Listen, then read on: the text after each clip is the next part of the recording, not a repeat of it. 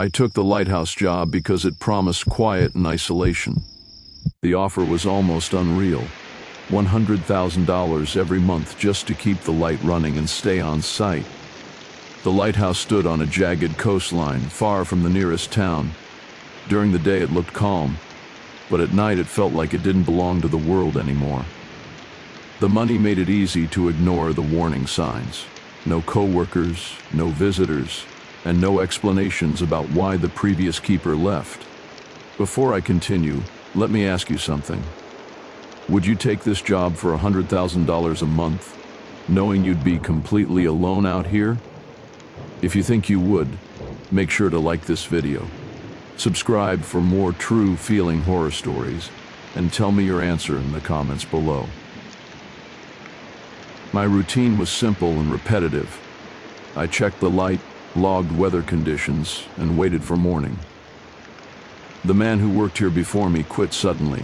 All he left behind was a logbook and a single sentence written on the last page. It said, "The light doesn't protect you." I laughed it off and reminded myself how much I was being paid. The first few nights passed without incident.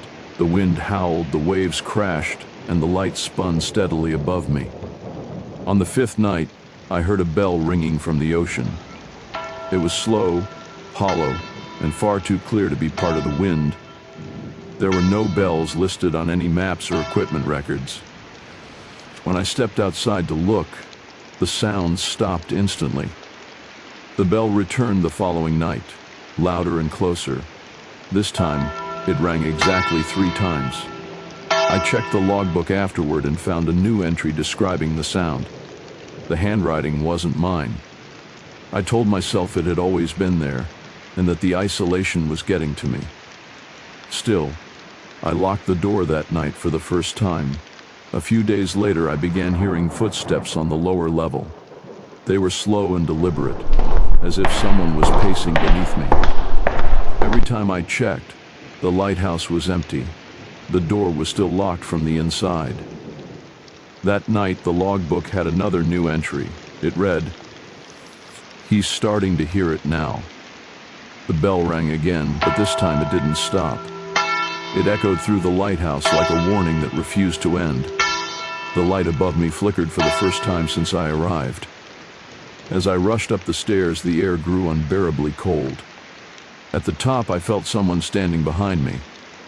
I could hear breathing, slow and patient, right next to my ear.